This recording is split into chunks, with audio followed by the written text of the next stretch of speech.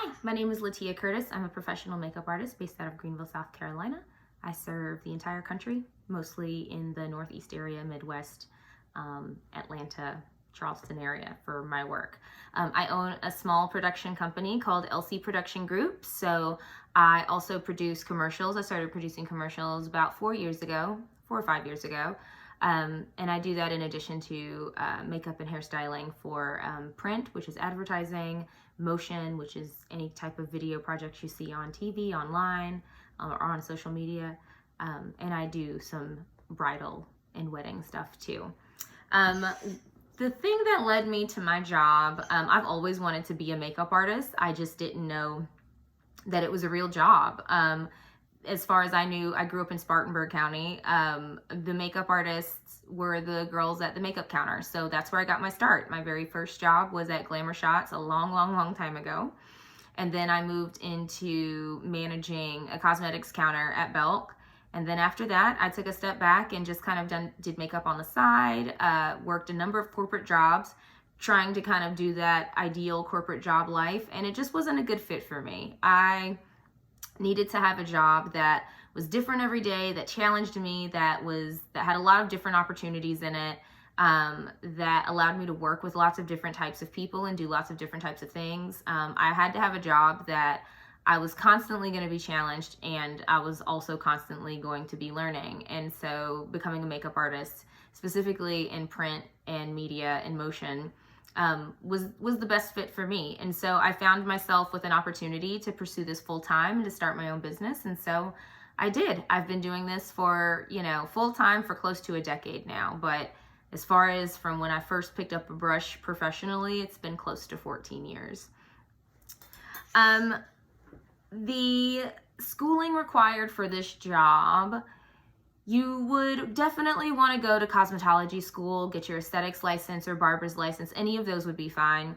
They're not a requirement by any means, but depending on the type of work that you're going to do and where you might want to live, those are always going to be great tools to have when you're working on really big major motion pictures. There's something called the union that you would have to be a part of as a hairstylist or a makeup artist. And it would certainly benefit you to have a licensure because it just makes it easier to get onto a set like that in the first place. And it's just proof that you know what you're doing, that you know the technical aspect of how hair works or how skin should work or barbering should work. But you don't necessarily need one. You are going to spend a lot of time playing catch up, learning about the skin and the hair and stuff. Without those licensures, you have to pay for additional kind of certifications or classes, but you certainly don't need to go straight into cosmetology school. It's just going to be a little bit more difficult for you to progress faster if you don't, if that makes any sense. The role of what I do and what's required for my position, so I'm a makeup artist and a hairstylist, so they call us vanities sometimes when I'm on set. They kind of charge us with the job of not just doing hair and makeup. And when you do hair and makeup in film and television and print, you're responsible for the hair and the whole entire body. Any skin that's exposed is my responsibility. And in that case, I end up being pretty close physically, in close proximity to the talent, and we develop a relationship. They kind of start to trust me after a while, and then you kind of get charged with having to take care of them too. You have to be in a position to serve. You have to like serving and taking care of people.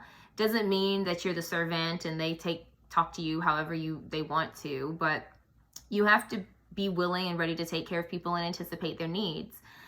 That's one of the biggest parts of my job. And there are a lot of people who might not necessarily be the most talented makeup artists that turn the most incredible looks and transformations, but what they are they're very friendly, they're very personable, and they take really great care of the people that they work with, whether it be the talent or the crew that they serve alongside. And that's probably one of the most important parts of my job. You can teach anybody how to do a smoky eye. You can teach anybody how to style a hair, how to curl a head. It just takes enough practice. It's the people skills that are honestly the most integral to my job and to being successful in my job. So much of it is you rely on relationships with people, friendships, networking, but more than anything, just taking care of folks. People remember that and they want to work with you. An average day for me, if I have to be on set, a lot of times I have to be there around 7 o'clock in the morning, but we have a saying in my industry, if you're on time, you're late. And if you're early, you're on time. And so call maybe at 7. We call it what time you have to be at work. We call it a call time. And I'm there at 6:30.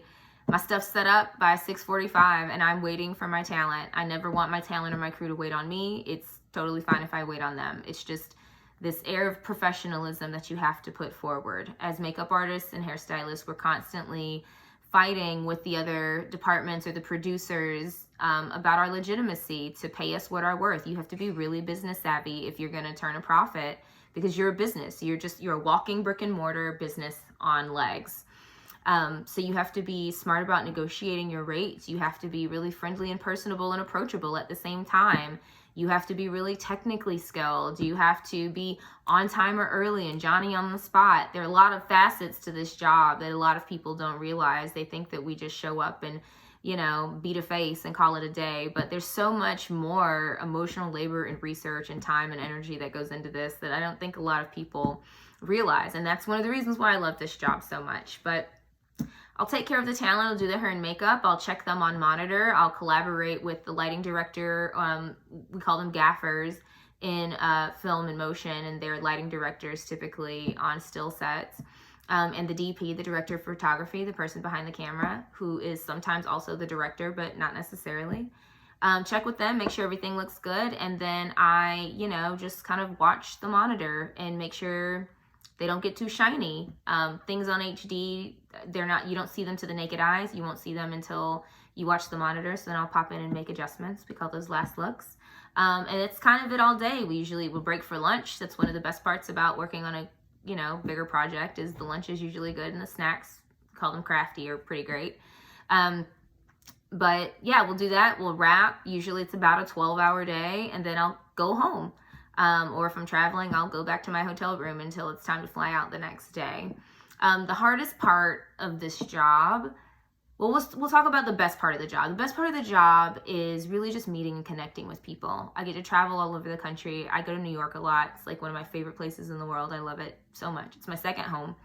And I get to spend time up there with my friends and in the history of the city. And then I get to go to work and I get to do what I love.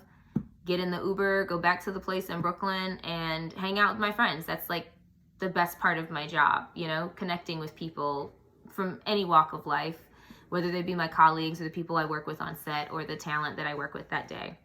Hardest part of my job, probably, getting up early in the morning, I legitimately hate it. I'm not a morning person, but when there's a check involved, I'm up.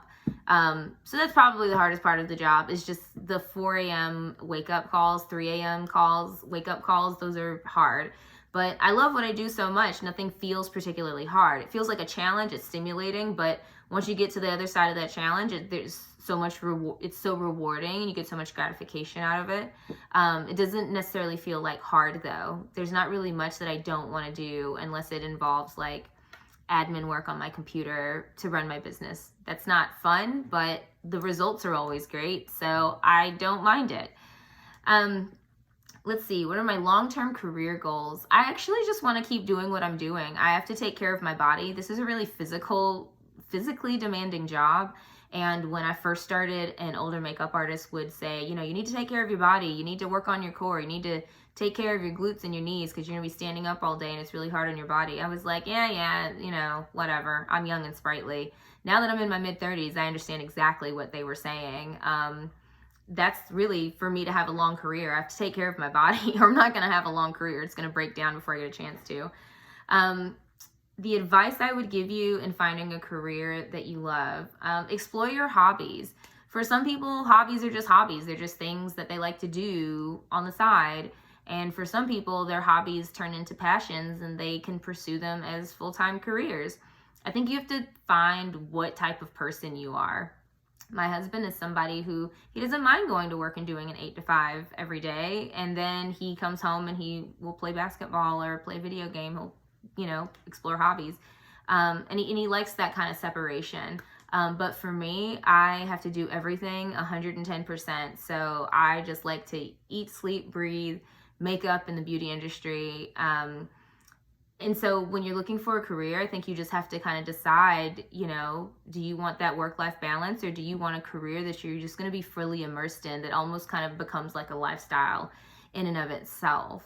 I'm the latter, but there's nothing wrong with the former. The former is great. What advice would I give students for an interview? If you're on time, you're late. If you're early, you're on time. That's the first one.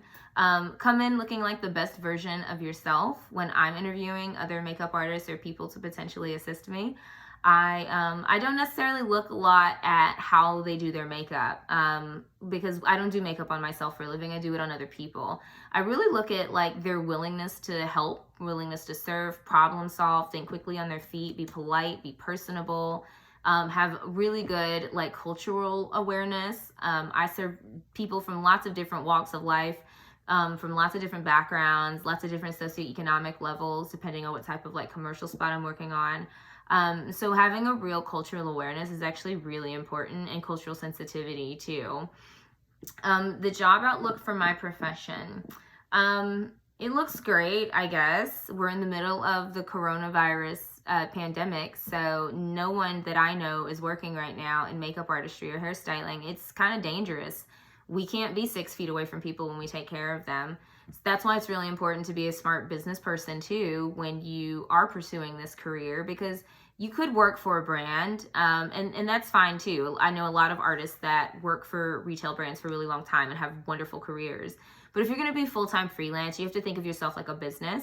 And in doing smart business, you kind of prepare for things to go awry that you don't have control over. I have it in my contract. It's called a force majeure, an act of God, to protect you. So the outlook right now isn't like great, generally speaking, because I'm probably not going to be able to do makeup on anybody until July at best. But overall, that's the great thing about being a makeup artist. I don't have to just do makeup on people. I can coach other makeup artists. I can talk about products. I can be a part of test panels for brands. I can, do tutorials for brands and talk about their products and teach people how to use them.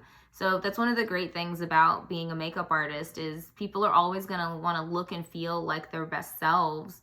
And so even if I'm not working on a commercial and telling a story through building someone, aesthetically, I can be a part of somebody's story when they kind of go on this beauty journey and they start spending this extra time inside to experiment with looks, because it's a safe place. They don't have to be out amongst people, wondering if they look crazy or not. So the outlook is good. It's just, you get out of it what you put into it. As with anything, you can't expect to put in 50% and get a doubled return on your investment. You gotta put in 110 and you'll get it back, and you might get 150 back if you're lucky. So happy hunting for jobs, kids.